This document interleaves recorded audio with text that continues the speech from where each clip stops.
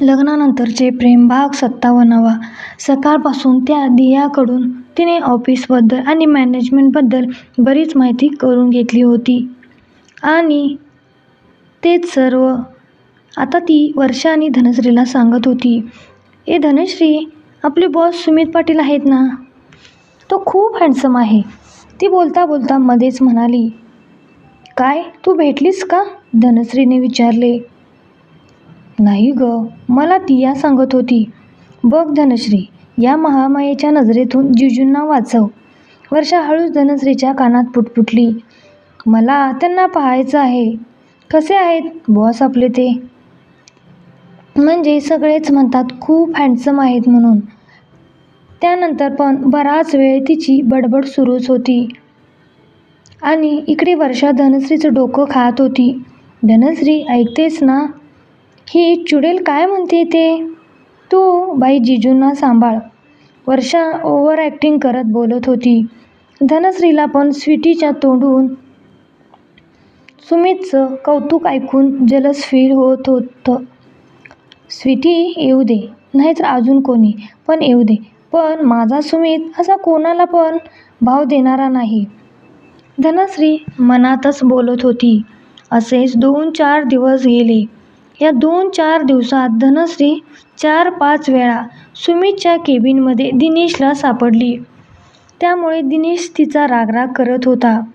त्यात आणि एका फाईलच्या छोट्या इश्यूवरून वर्षावर पण तो ओरडला. वर्षा पण मनातून त्याला शिव्या घालत होती.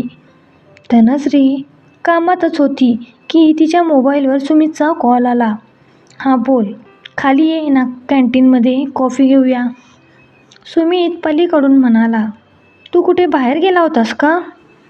हो अगं, एक मीटिंग होती, तिकडे गेलो होतो. तू ये ना पटकन. नको अरे, दिनेशने मला एक फाईल दिली आहे आणि ती जाईपर्यंत पूर्ण करायला सांगितली आहे. तितक्यात हाय धनश्री, काय करतेस म्हणत स्वीटी धनश्रीच्या डेस्कजवळ आली. तिने पटकन कॉल कट केला. हा बोल स्वीटी, म्हणत तिने तिच्याकडे पाहिलं. चल ना, चहा प्यायला जाऊया कॅन्टीनमध्ये. स्वीटी, अगं माझं काम बाकी आहे, तू जा. तिथून ती दियाच्या डेस्कजवळ गेली. दिया मॅडम, चला ना, आपण कॉफी घ्यायला जाऊया. मी येईन तुझ्यासोबत, पण आधी हे मॅडम बोलणं बंद कर. बरं, मला तर तुला नुसता दिया बोलायला आवडेल. स्वीटी त्यानंतर त्या दोघी खाली कॅन्टीनमध्ये जायला निघाल्या. इकडे सुमित धनश्री येत नाही म्हटल्यावर एकटाच कॅन्टीनमध्ये कॉफी घेत दिनेशच्या वागण्याचा विचार करून गालातच हसत होता. त्याला पण दिनेशची मजा घ्यायला खूप आवडत होतं. ए दिया, हा कोण आहे ग? स्वीटी डोळे विस्फारून सुमितकडे पाहत दियाला विचारत होती. तेच ते आपले बॉस सुमित पाटील. काय? हां, आहे तो, म्हणजे ते हे आहेत. दिया, यार कसला डॅन्सिंग दिसतोय हा तर. तू सांगितलं त्यापेक्षा पण किती हँडसम आहे हा. स्वीटी तो बसला होता त्या टेबलजवळ जात म्हणाली. अगं थांब थांब, आपण इकडेच बसूया. दिया तिला पाठीमागून आवाज देत होती. दिया तिला थांबवत होती, पण स्वीटीच्या कानात सुमितला पाहून कुठलेच आवाज शिरत नव्हते. तिने त्याच्याजवळ जाऊन त्याच्याशी ओळख पण करून घेतली. त्याने पण तिच्या प्रश्नांची हसून उत्तरं दिली. दिया मात्र बाजूला उभी राहून त्या दोघांचं संभाषण ऐकत होती. त्यानंतर तो तिच्या बडबडीला कंटाळून तिथून उठून वरती आला. त्याने केबिनमध्ये जाता जाता धनश्रीकडे पाहून एक डोळा मिचकावला. तसं तिने त्याच्याकडे पाहून डोळे मोठे केले. तेवढ्यात स्वीटी आणि दिया पण आल्या. स्वीटी तर सुमितला पाहिल्यापासून हवेतच होती. त्यानंतर ती तिच्या डेस्कवर येऊन बसली. तेवढ्यात विशू काकांनी तिला दिनेशने केबिनमध्ये बोलवलं आहे म्हणून निरोप दिला. ती पटकन उठून दिनेशच्या केबिनच्या दिशेने गेली. धनश्री, हिला ना नुसतं नाचायलाच पाहिजे. वर्षा धनश्रीच्या डेस्कजवळ येत म्हणाली, आणि हा दिनेश आपल्याला जास्त काम देतोय. मी तर आता जिजूंना सांगणार आहे, म्हणजे ते बरोबर दिनेशला पनिश करतील. काही काय वर्षा, जा पटकन तुझं काम कर. तितक्यात स्वीटी एक फाईल घेऊन सुमितच्या केबिनच्या दिशेने जायला निघाली. धनश्री, ती बघ सुमित जिजूंच्या केबिनमध्ये जाते.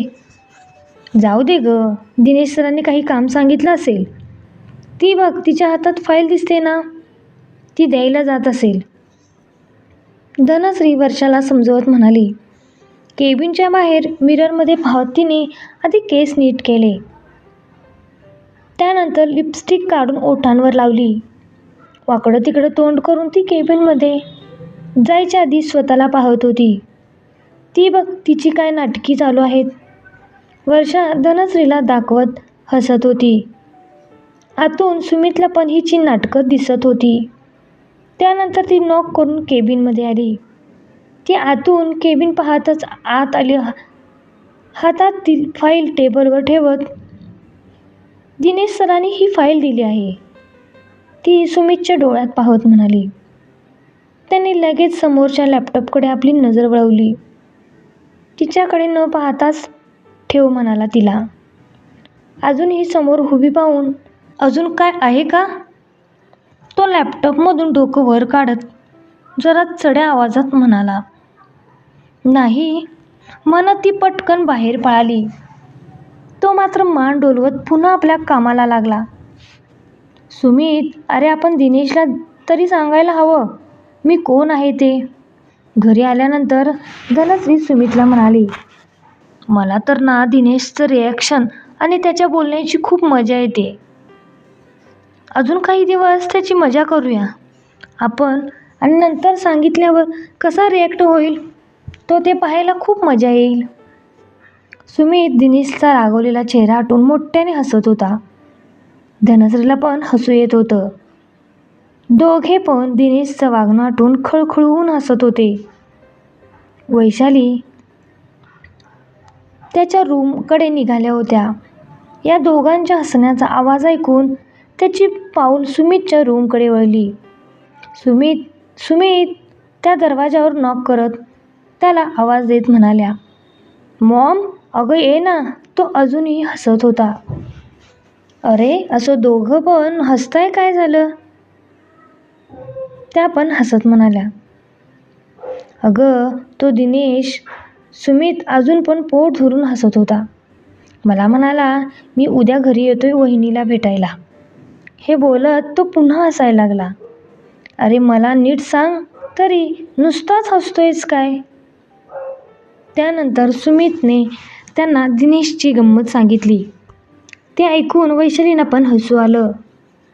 सुमित, अरे इतरांना कधी सांगायचं तेव्हा सांग, पण दिनेशला तरी खरं सांग आता. हो आई, मी पण याला तेच म्हणतोय, तर याला दिनेशची मजा घेण्यात मजा येते. धनश्री तोंड बारीक करत म्हणाली. मॉम, उद्याचा दिवस थांब, बघतो तुला उद्या नाहीतर परवा कॉल करेलच. मला आजच म्हणत होता मी काकूंना ना तरी फोन करून तुझी ही नाटकं सांगणार आहे. सुमित हसत होता. वैशाली थोडा वेळ थांबून त्या पुन्हा त्याच्या रूममध्ये जायला निघाल्या. धनश्री, तुम्ही पण आता आराम करा आणि परवा सुनीता येते, वैशाली जाता जाता म्हणाल्या. इकडे संजयराव आपण लॅपटॉपवर काहीतरी काम करत होते. वैशालींनी हसत रूममध्ये प्रवेश केला. त्यांना हसताना पाहून संजयराव म्हणाले, अगं अशी एकटीच वेड्यासारखी काय असतेस? अहो ते सुमित आणि धनश्री म्हणत त्या हसायला लागल्या. बरं मला पण सांग, म्हणजे मी पण तुझ्यासोबत हसतो. त्यानंतर त्यांनी दिनेशचे कारनामे संजयरावांना सांगितले. ते पण ऐकून हसत होते. विनोदाचं ठीक आहे, पण दिनेशला तरी आता धनश्रीची खरी ओळख सांगायला हवी, संजयराव म्हणाले. धनश्री पण आता तेच म्हणत होती. पण तुमच्या लेकाला दिनेशची अजून मजा बघायची आहे, वैशाली म्हणाल्या. उद्या तू त्याला फोन करून जेवायलाच बोलवून घे ना. बरं, मी उद्याच त्याला फोन करते, वैशाली हसून म्हणाल्या. इकडे धनश्री फ्रेश होऊन बाहेर आली. सुमित, ऐक ना, ती बेडवर बसत म्हणाली. बोल, तुझाच तर ऐकतोय मी. तो तिची मजा घेत म्हणाला. ती स्वीटी आहे ना, तिच्यापासून जरा लांबच राहा. धनश्री काळजीने सांगत होती. मी कधी तिला चिटकायला गेलोय. सुमितचा आता तिची मजा घ्यायचा चांगलाच मूड झाला होता. सुमित हा मस्करीचा विषय नाही. ती मुलगी जरा जास्तच मॉडर्न विचाराची वाटते. मला ती चांगली नाही वाटत. मला तर ती छान वाटली. सुमित तिची पुन्हा मजा घेत होता. सुमित, मी तुला सांगितलं ना, तिच्याशी जास्त बोलत जाऊ नकोस. मगाशी पण तुझ्या केबिनमध्ये येताना कशी मेकअप वगैरे करत होती. तुला तर आतून दिसलं असेलच की. आणि दुपारी आम्ही कॅन्टीनमध्ये चहा प्यायला गेलो तेव्हा मला म्हणाली, आपले बॉस सुमित पाटील खूप हँडसम आहेत. तू पाहिलंस का? तो असा आहे, तो तसा आहे, बरंच गुणगान गात होती. तरी बरं, तेव्हा तुला तिने पाहिलं पण नव्हतं. अजून पण बरंच काही ती तुझ्याविषयी बोलत होती. धनश्री स्वीटीची ॲक्टिंग करून सुमितला सांगत होती. त्याला मात्र तिच्या बोलण्याचं खूप हसू येत होतं. सुमित, तू हसू नकोस, नुसता मी सांगितलेले लक्षात ठेव. धनश्री चिडून बोलली. धनू, तुझा माझ्यावर विश्वास नाही का? तो तिला जवळ घेत म्हणाला. तुझ्यावर आहे रे, पण तिच्यावर नाही. माझ्यावर आहे ना. मग तिचं आपल्याला काय करायचं आहे? आज स्वीटी आली, उद्या दुसरी कोण येईल? आणि मग एवढ्या छोट्या गोष्टीवरनं तुझा माझ्यावरचा विश्वास डळमळीत होणार का? धनू, आपलं नातं आपल्याला खूप पुढे घेऊन जायचं आहे. आणि या प्रवासात आपला एकमेकांवर विश्वास असणं खूप महत्त्वाचं आहे ना. मी फक्त तुझाच आहे. तुझ्या हृदयात माझं स्थान कायम अढळ असावं, मला तर एवढंच हवं आहे. तो तिच्या डोळ्यात पाहून बोलत होता. त्याचं बोलणं ऐकून तिच्या डोळ्यात पाणी तरळलं. आय लव्ह यू म्हणत ती त्याला बिलगली. लव्ह यू टू म्हणत त्याने हळूच तिच्या कपाळावर ओठ टेकवले. आपल्या प्रेमाच्या माणसाच्या तोंडून मी फक्त तुझाच आहे, हे वाक्य ऐकून किती स्पेशल फील होतं ना. धनश्री पण आज खूप स्पेशल फील करत होती. आज पण नेहमीप्रमाणे सुमित आणि धनश्री त्यांचं आवरून ऑफिसला जायला तयार झाले. संजयराव पण त्याचं आवरून ऑफिसला निघून गेले होते. मम्मा बॉय, निघतो आम्ही. सुमित वैशालीचा निरोप घेत म्हणाला. सुमित, अरे हे म्हणालेत दिनेशला संध्याकाळी जेवायला बोलव म्हणून. मग बोलव ना. अरे तूच म्हणालास दिनेशची मजा बघायला मजा येते. वैशाली बारीक डोळे करत म्हणाल्या. मजा तर येते, पण जास्त मजा घ्यायच्या नादात दिनेश सर एक दिवस धनश्रीवर जाळ काढतील. सुमित धनश्रीकडे पाहून डोळे मिचकावत म्हणाला. आई, तुम्ही करा फोन दिनेश सरांना. याला काय मजा घ्यायला. बरं ठीक आहे, मी दुपारी त्याला फोन करते. दोघे पण वैशालींना बाय करून निघाले. सुमित, दिनेश सरांना माझी खरी ओळख समजल्यावर काय वाटेल? म्हणजे आता मला ओरडतायत, त्यांना नंतर वाईट वाटेल ना. मी तर मस्त एन्जॉय करतोय बाबा. ऑफिसमध्ये सगळ्यांची नजर चुकून स्वतःच्याच बायकोला चोरून भेटायला खूप मजा येते. पण तुझा ओरडा कमी व्हावा म्हणून मी आईला त्याला बोलवायला हो म्हणालो. सुमित तिच्याकडे पाहून स्माईल करत डोळे मिचकावत म्हणाला. हो, तुला काय एन्जॉय करायला? ते मला ओरडत असतात आणि तू मस्त दात काढत बसतोस. तुझ्याचमुळेच बरं का. आधी कोण म्हणालं माझी खरी ओळख ऑफिसमध्ये लगेच सांगू नका म्हणून? हो, पण आता माझं सिलेक्शन झालं ना. आता माझी ओळख सांगितली तरी चालेल. बोलता बोलता ते दोघे ऑफिसच्या बिल्डिंगखाली येऊन पोचले. त्यानंतर दोघे पण बोलत बोलत लिफ्ट जवळ आले. तेवढ्यात समोरून स्वीटी पळतच आली. सुमित, चल पटकन, ती बघ स्वीटी आली. सकाळी सकाळी मला तिची बडबड ऐकायची नाही. अगं येऊ दे ना, तेवढाच लिफ्टमध्ये टाईमपास होईल, सुमित डोळे मिचकावत म्हणाला. तेवढ्यात लिफ्ट आली.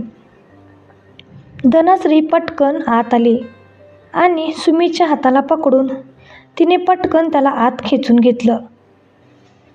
तसं त्याने तिला मिठीत घेतलं. सुमित, वेडा आहेस का? सोड म्हणत ती बाजूला झाली. तशी लिफ्ट पण थांबली. इकडे स्वीटी एवढी धावत आली, पण ती लिफ्टजवळ पोहोचली आणि लिफ्ट वरती निघून गेली. ती आता पुन्हा लिफ्ट खाली यायची वाट पाहत उभी होती. इकडे सुमित लिफ्टमधून बाहेर आल्याबरोबर त्याचा मोबाईल वाजला म्हणून तो बाहेरच पॅसेजमध्ये फोनवर बोलत उभा होता. धनश्री जाते म्हणत आत आली. तितक्यात स्वीटी वरती आली तर तिला समोर सुमित फोनवर बोलताना दिसला. ती तिथेच 5 मिनिटं उभी राहून त्याच्याकडे पाहत होती. तो पाठमोरा उभा होता, त्यामुळे त्याचं तिच्याकडे बिलकुल लक्ष नव्हतं. तेवढ्यात वर्षा आली. तिने स्वीटीला असं सुमितकडे पाहताना पाहिलं, त्यामुळे तिला आता तिचा चांगलाच राग आला. ओ स्वीटी मॅडम, तिकडे काय पाहताय? एंट्रन्स समोर आहे, चल आत, वर्षा रागीट लूक देत म्हणाली. तसे चोरी पकडल्याचे भाव स्वीटीच्या चेहऱ्यावर उमटले. त्यानंतर स्वीटी आणि वर्षा आत आल्या. हाय धनश्री, गुड मॉर्निंग, स्वीटी धनश्रीच्या डेस्कजवळ जात म्हणाली. गुड मॉर्निंग स्वीटी, धनश्री हसून म्हणाली. तितक्यात वर्षा पण आली. ती धनश्रीला गुड मॉर्निंग विश करत तिच्या डेस्कजवळ येत. धनश्री, सुमित, जिजू बाहेर फोनवर बोलत होते आणि ही स्वीटी पाठीमागून त्यांना पाहत होती. बास धनश्री, आता ऑफिसमध्ये सर्वांना तुझी ओळख सांग. या स्वीटीसारख्या मुलींचा काय भरवसा, रोज कसली मेकओव्हर करून येते आणि तिचे ड्रेस तर काय बघ, किती शॉर्ट आहेत. वर्षा, जाऊ दे, तिचा काय एवढा विचार करतेस. तेवढ्यात सुमित आत आला. त्याला आलेलं पाहून सगळा स्टाफ उठून उभा राहून त्याला गुड मॉर्निंग ग्रीट करत होता. तो पण स्माईल करत त्यांना ग्रीट करत पुढे चालत आला. तो पुढे आला तशी स्वीटी एकदम गुड मॉर्निंग सर म्हणून त्याच्यासमोर उभी राहत त्याच्या पुढे हात करत म्हणाली. इकडे वर्षा आणि धनश्री त्या दोघांकडे डोळे मोठे करून पाहत होत्या. व्हेरी गुड मॉर्निंग म्हणत सुमितने धनश्रीकडे पाहत तिच्या हातात हात मिळवला. तसं धनश्रीने डोळे मोठे करून त्याच्याकडे पाहिलं. धनश्री, बघितलंस का, ही बया तर सकाळी सकाळी सुरू झाली, वर्षा तोंड कसं नुसं करत म्हणाली. धनश्री तिच्याकडे पाहून हसली. तू हसू नकोस, तू जिजूंना समजव, जरा हिच्यापासून दूर राहायला सांग. बरं सांगते, तू जा तुझ्या डेस्कवर. ते बघ दिनेश सर आलेत. आपल्याला असं गप्पा मारताना पाहिलं ना, मग आपलं काय खरं नाही. वर्षा पटकन तिच्या जागेवर जाऊन बसली. थोड्या वेळाने विशूकाका धनश्रीकडे एक फाईल देत म्हणाले. दिनेश सरांनी या फाईलमधले डाऊट क्लिअर करायला सांगितले. बरं म्हणत तिने ती फाईल घेऊन कामाला लागली. तेवढ्यात तिचा फोन वाजला. हा सुमित म्हणत तिने मोबाईल कानाला लावला. ये ना केबिनमध्ये, सुमित पलीकडून प्रेमळ अर्जव करत म्हणाला. जा, मी नाही येणार, ती लटक्या रागात म्हणाली. धनू ये ना ग, तो तिची विनवणी करत होता. गप्प, तुझ्या गोड बोलण्याला मी नाही बोलणार. तुला रात्री एवढं सांगितलं तरी त्या स्वीटीच्या हातात हात मिळवून तिला गुड मॉर्निंग ग्रीट केलंस. धनश्री लटक्या रागाने बोलत होती. त्याचा राग आलाय. होय, माझ्या स्वीटूला, सुमित पलीकडून बोलला. काय काय काय धनश्री थोड्या चढ्या आवाजात बोलली. तसे वर्षाने तिच्याकडे भुवया उंचवत पाहिलं.